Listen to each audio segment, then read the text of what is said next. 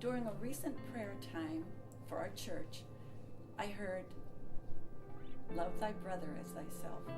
Immediately I thought, that's not what it says. It says, "Love thy neighbor as thyself."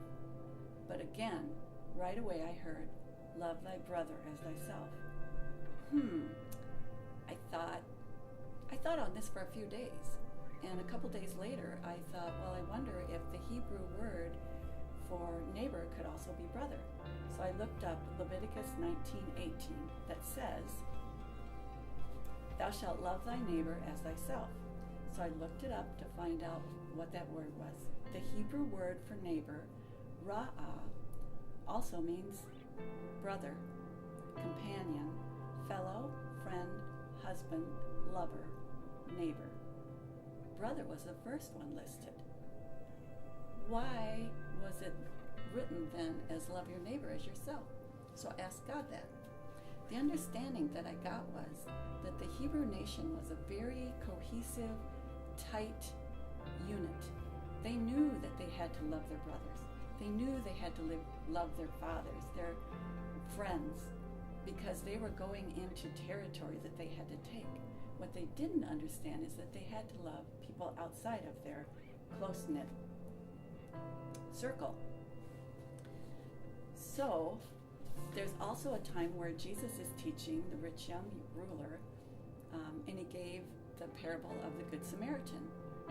In that, a man was coming down from Jerusalem, and he was waylaid by robbers, beaten, and left for half dead.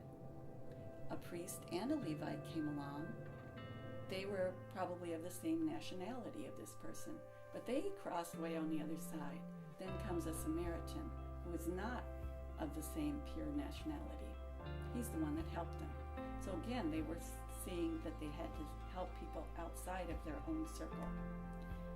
But can it be for us that it's actually gotten easier to love the people outside of our circle? To write a check, to send it off, and not have to really deal with them, not let them into our space so much. It's easier to write a check for people that need food, that have faced difficult natural disasters, and that sort of thing. But I really think with the interpretation that God has given me of this particular verse is that we need to start looking for our neighbors as our brothers and sisters right in our own congregation. Philippians 2 verses 3 and 4 says, "Do nothing from selfish or empty conceit, but with humility of mind regard one another as more important than yourselves. Do not merely look out for your own interests, but also for the interests of others." What that means when it says also look out for the interest of others, it means go on a search for. That's what the Greek means here. Not just, did you notice there was a problem, or have they made it clear that there's a problem?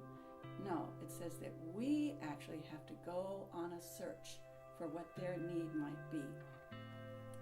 So we should be aware and always be ready to reach out with a word of encouragement to people as they come in, both those that we've gone to church with for years and new believers that are coming in.